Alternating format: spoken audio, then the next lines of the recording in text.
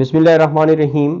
عزیز طلباء، معزز خواتین و حضرات، آج ہم نے ولیم ورڈزورتھ کی ایک بہت ہی خوبصورت نظم دی سولائٹری ریپر کا مطالعہ کرنا ہے۔ بنیادی طور پر یہ نظم ایک لیرک ہے، لیکن چونکہ اس کے اندر ایک واقعے کو بیان کیا گیا ہے تو لہٰذا ہم کہیں گے کہ یہ نظم ایک بیلڈ ہے۔ اب بیلڈ ایک ایسی نظم کو کہا جاتا ہے کہ جسے موسیقی اور رقص کے ساتھ پیش کیا جاتا ہے۔ اس نظم کا پس منظر کچھ اس طرح سے ہے کہ ولیم ورڈزورتھ اپنی بہن ڈراتھی کے ہمراہ 1803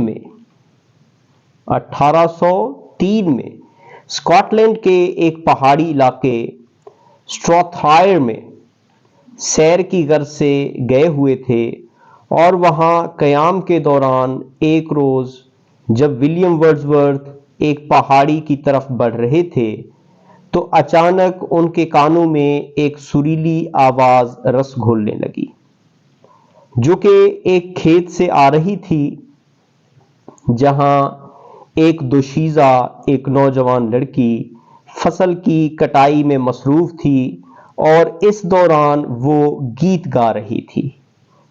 وہ دوشیزہ اپنے کام میں اس قدر مگن تھی، مصروف تھی کہ اسے کسی کی آمد کا اندازہ ہی نہ تھا۔ اسے پتہ نہیں تھا کہ وہاں پہ ورڈزورتھ بھی اس کی آواز کو سن رہے ہیں، اس سے لطف اندوز ہو رہے ہیں۔ تو اس دوشیزہ کے گیت کو ورڈزورتھ نے وہاں ٹھہر کے خوب توجہ سے سنا اور لطف اندوز ہوئے۔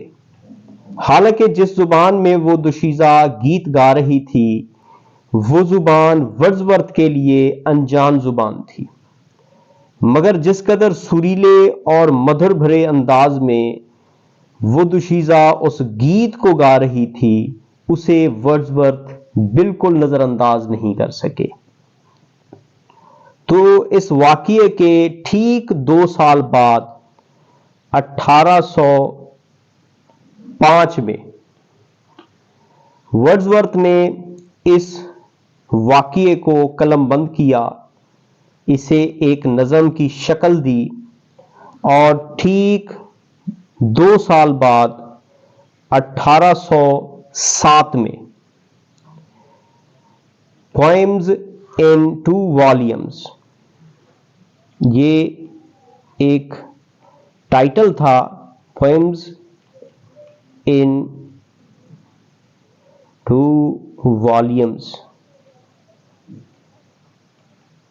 اس مجموعہ کلام کے اندر اس نظم کو شامل کر کے شائع کر دیا گیا۔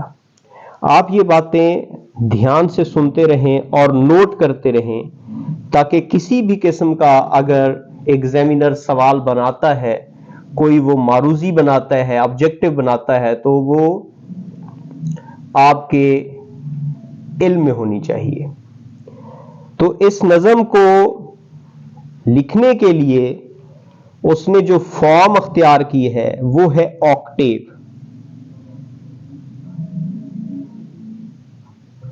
آکٹیو کا مطلب ہوتا ہے 8 لائنیں، اور جس انداز میں اس کو لکھا گیا ہے وہ ہے آئیمبک ٹیٹرامیٹر۔ آئیمبک ٹیٹرامیٹر۔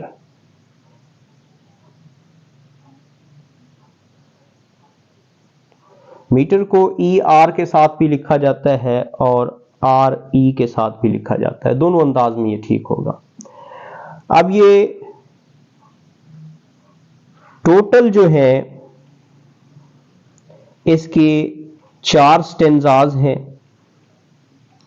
اور ان 4 سٹینزاز میں ہر سٹینزا کے اندر 8 لائنیں ہیں، تو اس طرح یہ ٹوٹل 32 لائنیں بنتی ہیں۔ اب ٹیٹرامیٹر کیا ہوتا ہے اس کی میں وضاحت کرتا چلوں۔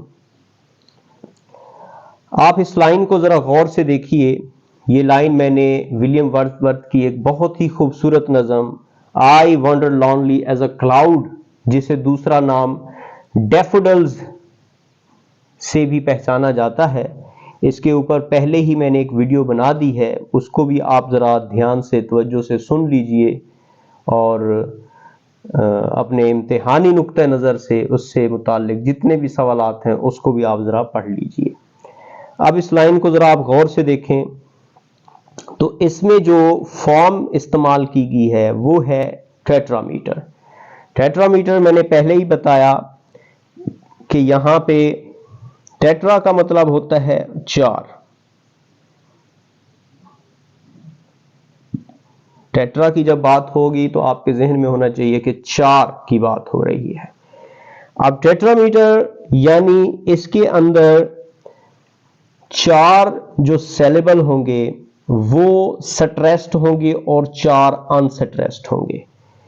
اب جیسا کہ یہ آئیمبک میٹر ہے، آئیمبک میٹر میں پہلے ہی وضاحت کر چکا ہوں پہلی نظموں کے اندر کہ آئیمبک میٹر ایک ایسی فارم ہوتی ہے جس میں آپ کا پہلا جو سیلیبل ہے وہ انسٹریسڈ ہوتا ہے اور دوسرا سٹریسڈ ہوتا ہے۔ اس لائن کو ذرا دھیان سے دیکھیں، اس کے اندر جو پہلا سیلیبل ہوگا وہ انسٹریسڈ ہوگا اور دوسرا سٹریسڈ ہوگا۔ اب آپ دیکھیں آئی وینڈرڈ میں پہلا سٹریسڈ ہے اور دوسرا جو ہے وہ انسٹریسڈ ہے۔ اسی طرح لونلی میں پہلا جو ہے وہ سٹریسڈ ہے اور دوسرا انسٹریسڈ ہے۔ اب یہاں پہ یہ سٹریسڈ ہے، یہ انسٹریسڈ ہے اور یہ سٹریسڈ ہے۔ اب آپ غور کریں وہی فارم بن گئی ہے، پہلا انسٹریسڈ، دوسرا سٹریسڈ، تیسرا انسٹریسڈ چوتھا سٹریسڈ، پانچواں پھر سٹریسڈ، پانچواں انسٹریسڈ لی کے حساب سے، پھر چھٹا سٹریسڈ، ساتواں انسٹریسڈ اور آٹھواں سٹریسڈ۔ آئی unstressed, one stressed, dad unstressed, lone stressed, Lee unstressed, as stressed, unstressed اور cloud stressed۔ دیکھیں اب آپ کے پاس یہ جو فارم بنی ہے، پہلا اس میں انسٹریسڈ ہے اور دوسرا سٹریسڈ ہے، تیسرا انسٹریسڈ ہے، چوتھا سٹریسڈ ہے۔ اسی طرح سے یہ 8 سیلیبل ہیں اس لائن کے اندر، پہلا انسٹریسڈ اور دوسرا سٹریسڈ۔ تو اس طرح ٹوٹل اس لائن کے اندر 8 سیلیبل ہیں، 4 سیلیبل انسٹریسڈ ہیں اور 4 جو ہے سٹریسڈ ہے۔ اس فارم کو کہا جاتا ہے ٹیٹرامیٹر۔ امید ہے یہ بات آپ کو سمجھ آ گئی ہوگی۔ آئیے اب ہم اپنی نظم کا باقاعدہ آغاز کرتے ہیں۔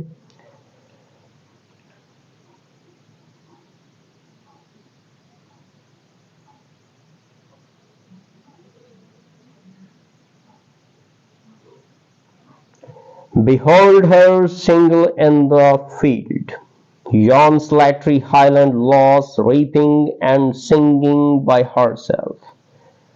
Stop here or gently pass. Alone she cuts and binds the grain and sings a melancholy strain.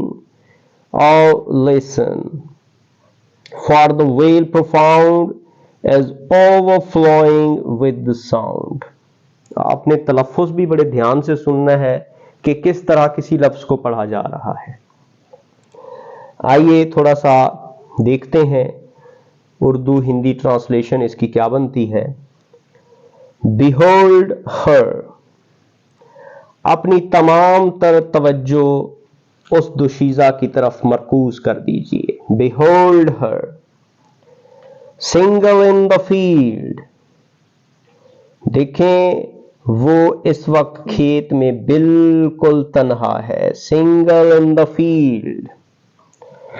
Behold her. اپنی ساری توجہ اس کی طرف کیجئے. Single in the field. وہ دوشیزہ اس وقت کھیت میں بالکل اکیلی ہے, تنہا ہے. Yon solitary highland lass. یون کا مطلب ہوتا ہے یونڈر یعنی دیٹ. تو یون سلیٹری ہائی لینڈ لیس. ہائی لینڈ ایک علاقہ ہے اسکاٹ لینڈ کے اندر جو کہ ایک پہاڑی علاقہ ہے, اپ لینڈ جسے ہم کہیں گے. تو وہ تنہا لڑکی پہاڑی علاقے میں موجود ہے. وہ پہاڑی لڑکی بالکل وہاں پہ تنہا ہے. Reaping and singing by herself. Reaping and singing by herself. وہ تنہا, وہ اکیلی لڑکی, وہ پہاڑی لڑکی فصل کاٹے جا رہی ہے اور اپنی ہی دھن میں مگن گائے جا رہی ہے. Stop here or gently pass. اب آپ نے اسے ڈسٹرب نہیں کرنا. اگر آپ موسیقی کے قدردان ہیں تو چپ چاپ کھڑے ہو جائیے اور نہایت توجہ سے اس کے گیت کو سنیے اور لطف اٹھائیے. Stop here. رک جائیے وہاں پہ, لیکن کس انداز میں رکیے؟ چپ چاپ کھڑے ہو جائیے. اور جینٹلی پاس, یا پھر آپ وہاں سے ایسے چلیے, دبے پاؤں چلیے کہ اس لڑکی کو آپ کی موجودگی کا احساس تک نہ ہو. Alone she cuts and binds the grain. Alone she cuts and binds the grains. تو دیکھیں وہ اکیلے ہی فصل کاٹے جا رہی ہے اور اسے باندھے جا رہی ہے. اپنی اس سرگرمی کے دوران وہ کیا کرتی ہے؟ And sings a melancholy strain. اس سرگرمی کے دوران وہ ایک دکھ بھرا گیت گا رہی ہے. melancholy strain کا مطلب ہے sad song.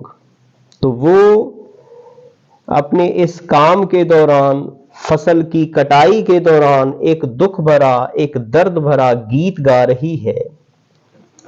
Oh listen for the wail profound. دھیان دیں, توجہ کریں, پوری وادی اس کے مدھر آواز سے, اس کی سریلی آواز سے گونج اٹھی ہے. As overflowing with the sound. گویا کہ یوں لگتا ہے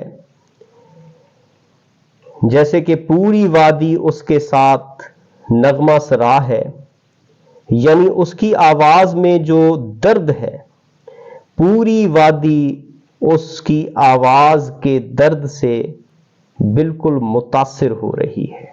امید ہے یہ لائنیں آپ کو سمجھ آ گئی ہوں گی.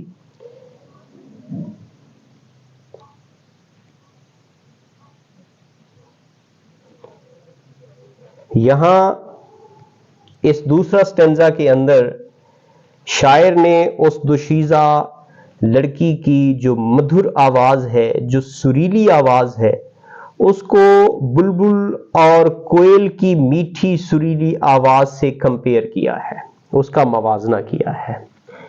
شاعر کہتا ہے کہ no nightingale did ever chant. کہ آج تک کبھی ایسا ہوا نہیں ہے کہ ایسا گیت تو کبھی کسی بلبل نے بھی نہیں گایا ہوگا. More welcome notes to the weary bands. عرب کے صحراؤں میں تھکے ہارے مسافروں کے جو گروہ ہوتے ہیں, جو آرام کی غرض سے کسی سایہ دار مقام یعنی نخلستان کی تلاش میں ہوتے ہیں, اور وہاں پہنچ کر وہ آرام کرتے ہیں، سکھ کا سانس لیتے ہیں، تو ایسے مسافروں کے لیے جو کہ وہاں پہ تلاش کی غرض سے نکلتے ہیں، تھکے ہارے ہوتے ہیں، of travellers in some shady haunt, جو کہ تلاش میں ہوتے ہیں کہ کوئی سایہ دار مقام ملے تاکہ وہاں بیٹھ کر سکھ کا سانس لیا جائے، تو ان مسافروں کے لیے جو بلبل کی آواز ہوتی ہے، اگر وہ بلبل کی آواز ان کے کانوں تک پہنچ جائے اور وہ موجود ہوں عرب کے ان صحرا کے اندر، امنگ عریبین سینڈز، یعنی صحرا کے اندر موجود ہوں، تو وہ آواز ان کے لیے نہایت سکون کا باعث ہوتی ہے۔ لیکن اگر ان مسافروں کو اس دوران اس دوشیزہ کی آواز سنائی دے تو یہ اس بلبل کی آواز سے کہیں زیادہ خیر مقدم، کہیں زیادہ مؤثر ہوگی۔ Voice so thrilling never was heard۔ اور پھر آپ دیکھیں یہاں پھر ایک بار موازنہ کیا جا رہا ہے اس دوشیزہ کی سریلی آواز کا، کس کے ساتھ کیا جا رہا ہے؟ In spring time from the cuckoo bird، یعنی کوئل کی آواز کے ساتھ۔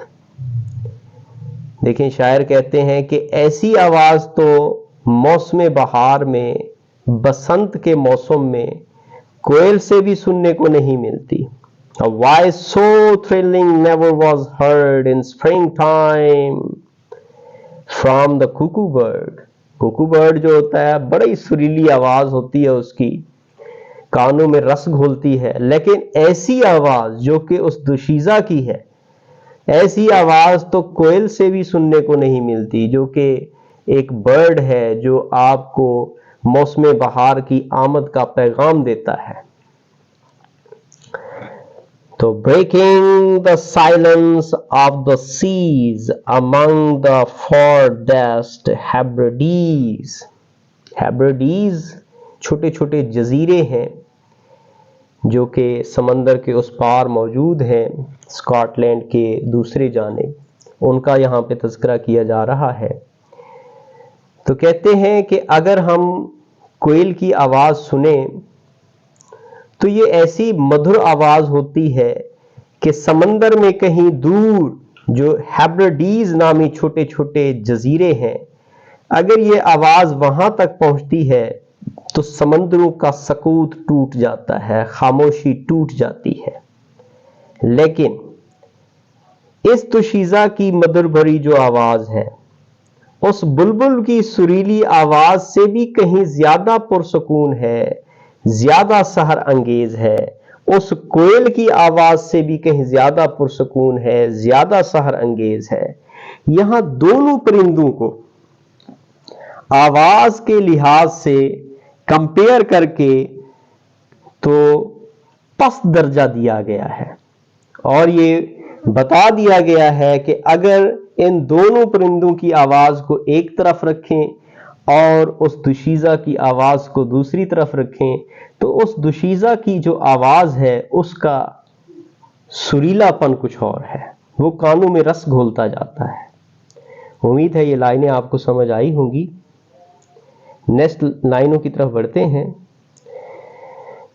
دیکھیں یہاں پہ اس اسٹینزا کے اندر شاعر نے ریٹورک کوسچن سے آغاز کیا ہے۔ ریٹورک کوسچن ایک ایسا کوسچن ہوتا ہے جس کا جواب شاعر کو معلوم ہوتا ہے، لیکن وہ معاملے کی سنجیدگی کو، معاملے کے اس ماحول کو پراثر بنانے کے لیے، اس کو اور زیادہ نکھارنے کے لیے ایسے سوالات پوچھتا ہے۔ اب دیکھیں پہلا ہی اس نے سوال کر دیا اس اسٹینزا میں، کہتے will no one tell me what she sings؟ کیا ایسا کوئی بھی نہیں ہے جو مجھے بتائے کہ آخر وہ گاتی کیا ہے؟ Perhaps the plaintive numbers flow for old unhappy far off things۔ پھر خود ہی اندازہ لگا کے ہمیں جواب بھی فراہم کر رہا ہے، کہتے ہیں ہو سکتا ہے یہ دوشیزہ ماضی میں پیش آنے والے کسی ناخوشگوار واقعے کی تلخیوں کے بارے میں گا رہی ہو.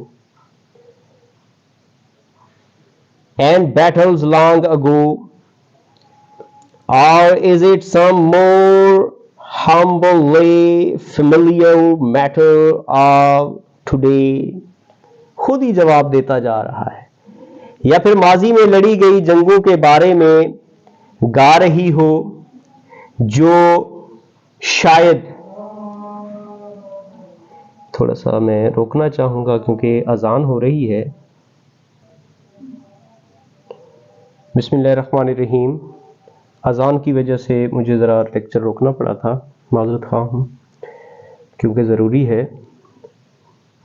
تو ہم بات کر رہے تھے کہ دیکھیں وہ خود ہی سوال کر رہے ہیں اور خود ہی پھر اپنے سوالات کا جواب بھی دے رہے ہیں کہ اینڈ بیٹلز لانگ اگو، یہ بھی ہو سکتا ہے، این ممکن ہے کہ ماضی میں لڑی گئی جنگوں کے بارے میں وہ گا رہی ہو جس میں شاید، ممکن ہے شاید اس کے اپنے اس سے بچھڑ گئے ہوں.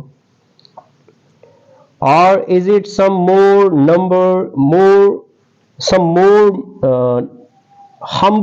humbly, or is it some more humbly کا مطلب ہے فوک سانگ. یہ بھی ہو سکتا ہے کہ وہ کوئی فوک سانگ گا رہی ہو، کوئی لوک گیت گا رہی ہو. familiar matter of today، جس کا تعلق روزمرہ کے معاملات سے ہوتا ہے. تو یہ بھی ممکن ہے کہ وہ روزمرہ گایا جانے والا کوئی لوک گیت گا رہی ہو جس کا تعلق وقت حاضر کے کسی اہم معاملے سے ہو. some natural sorrow, loss or pain that has been and maybe again، یا پھر شاید یہ کوئی قدرتی دکھ، نقصان یا تکلیف ہے جس کا اسے سامنا رہا یا پھر مستقبل میں ایسے کسی قدرتی دکھ کا اسے سامنا ہونے والا ہے. یہ مختلف سوالات ہیں جو وہ خود ہی پوچھ کے خود ہی پھر اپنے اندازے کی بنیاد پہ ہمیں جواب فراہم کر رہے ہیں. امید ہے یہ سٹینزا بھی آپ کو سمجھ آیا ہوگا. اپنے لاسٹ سٹینزا کی طرف بڑھتے ہیں.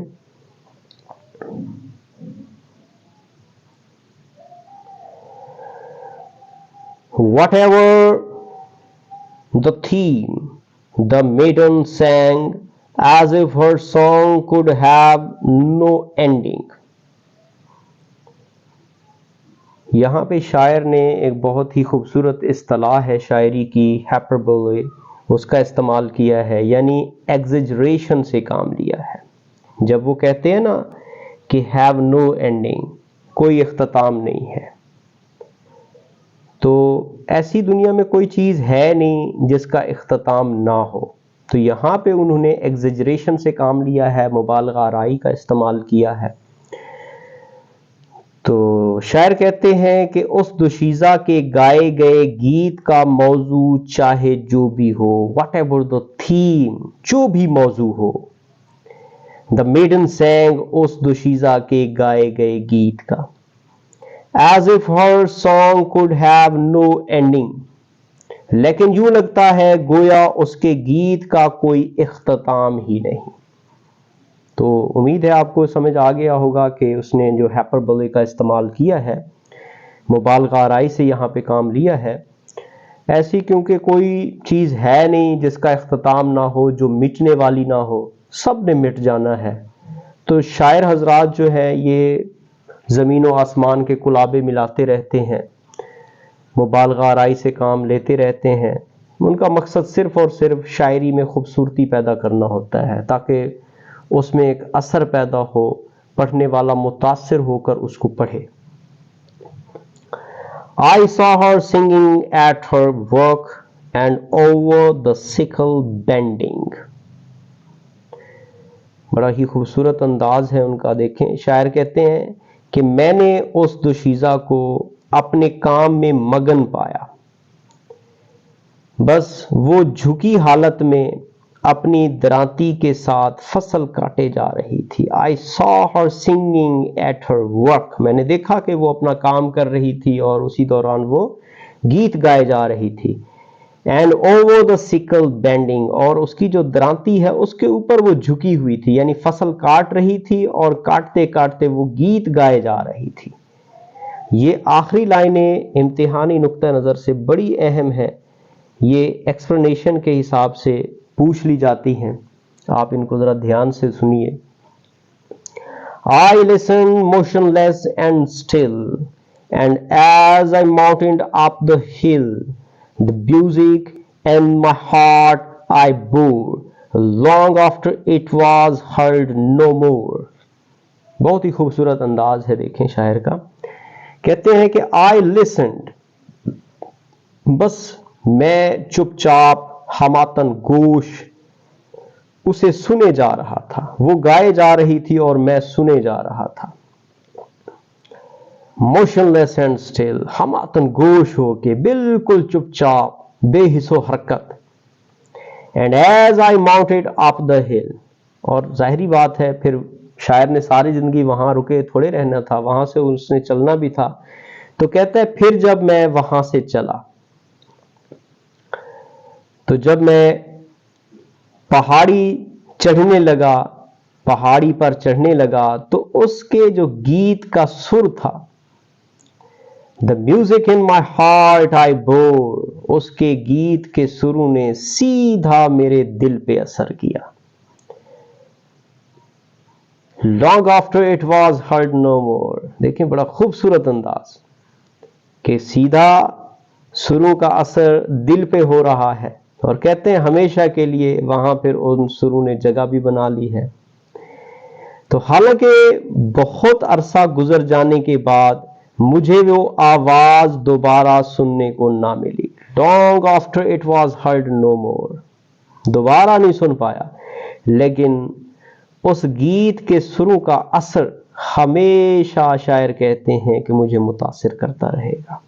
جیسے وہ آپ نے ڈیفوڈلز میں پڑھا تھا نا، تو آخری لائن میں کہہ رہے تھے کہ جناب ہمیشہ جو ہے وہ میرے دل کے اندر جو ہے وہ موجود ہے اس کا اثر. میں جب بھی سکون میں بیٹھا ہوں گا یا کام کر رہا ہوں گا، جب بھی بیٹھا ہوں گا تو وہ نظارہ میرے سامنے آئے گا، انورڈ آئی کے سامنے، اندرونی نگاہ کے سامنے، تو مجھے متاثر کر جائے گا. ٹھیک یہاں پہ وہی باتیں کی جا رہی ہیں کہ یہ موسیقی اس قدر مدھر ہے، سریلی ہے، کہ ہمیشہ سے اس نے میرے دل میں جگہ بنا لی ہے. تو بہرحال اب اگر آپ اس پوری نظم کے تھیم کی بات کریں تو وہ ہوگا ایور لاسٹنگ بیوٹی اینڈ سارو، پرماننٹ بیوٹی اینڈ سارو، مستقل خوبصورتی اور دکھ بھی ساتھ میں. خوبصورتی مستقل اس لیے کیونکہ ہر وہ چیز حسین ہوتی ہے جو آپ کی تسکین کا، آپ کی خوشی کا باعث ہو. اور دکھ اس لیے ہے کیونکہ بعض اوقات جو نظارے ہوتے ہیں ان سے کہیں نہ کہیں دکھ کا اظہار ہوتا ہے. جیسا کہ وہ گیت گا رہی تھی اور اس کے گیت کے سروں میں ایسا درد موجود تھا کہ وہ شاعر کو ہمیشہ ہمیشہ کے لیے محصور کر گیا. اس نے اپنی قید میں کر لیا اس کو، سحر انگیز جادو تھا اس کا. تو خواتین و حضرات، امید ہے آپ کو یہ لائنیں سمجھ آئی ہوں گی. اس نظم سے متعلق اگر کوئی آپ کے ذہن میں سوال بنتا ہے تو آپ ضرور اس کو کمنٹ میں لکھیے. میں کوشش کروں گا کہ اس کا بھی جواب آپ کو دوں. اگلی ویڈیو تک آپ سے اجازت چاہوں گا. اپنا خیال رکھیں. اللہ تبارک و تعالیٰ کی بارگاہ میں میرے لیے بھی دعا کیا کریں، اللہ مجھے بھی اچھی صحت عطا فرمائے. تو اللہ نگہبان.